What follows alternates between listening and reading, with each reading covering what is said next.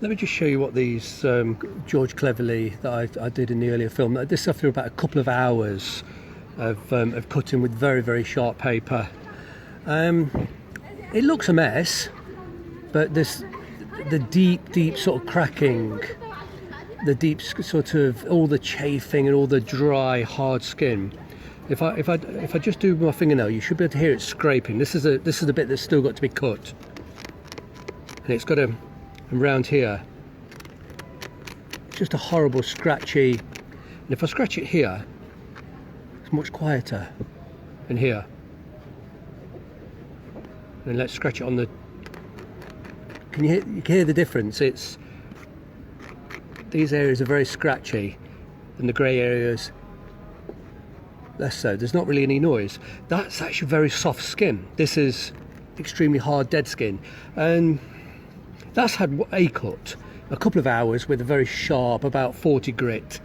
It needs at least another 3 or 4 hours to finish the shoe, but to be honest, I've absolutely had enough today.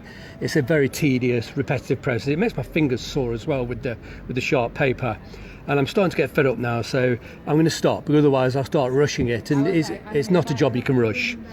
So when I've been through everywhere, see that was done about a year ago.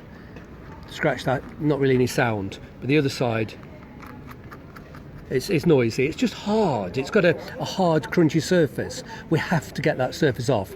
No amount of moisturising will revive this dead mess. It has to be cut away, and I'll do at least another 3 or 4 different cuts with finer papers before re-dyeing the shoes, then starting to moisturise them.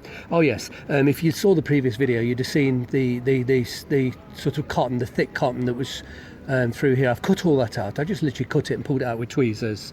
The slightly stretched holes, but when I moisturise, those holes will close up. But I really needed those when I steamed the shoe back to its right shape. When I shrunk the shoe, I didn't want any tension being put on the elastics, and I needed that to be stitched closed. But I've taken those out since the last video. But I really just wanted to see it after a couple of hours of work. It's a huge amount of work, and it does look a sorry state, but this is already, if I were to dye that, even with such a sharp cut, if I were to dye that, moisturise and polish it, these would look acceptable. By the time they've been through a few more cuts of finer and finer grades of paper, it will be very smooth, very soft, and they will, I promise you, these will come up with a mirror gloss. You'll be able to see your reflection in those toe caps and around here. You know, it's a huge amount of work, but on such a special pair of shoes made by George Cleverley in '69, it's definitely worth the effort. But the whole restoration on this pair has taken many months, and probably something in the region of 75 to 100 hours in total by the time this is finished. Massive amount of time commitment, but a truly special pair of shoes.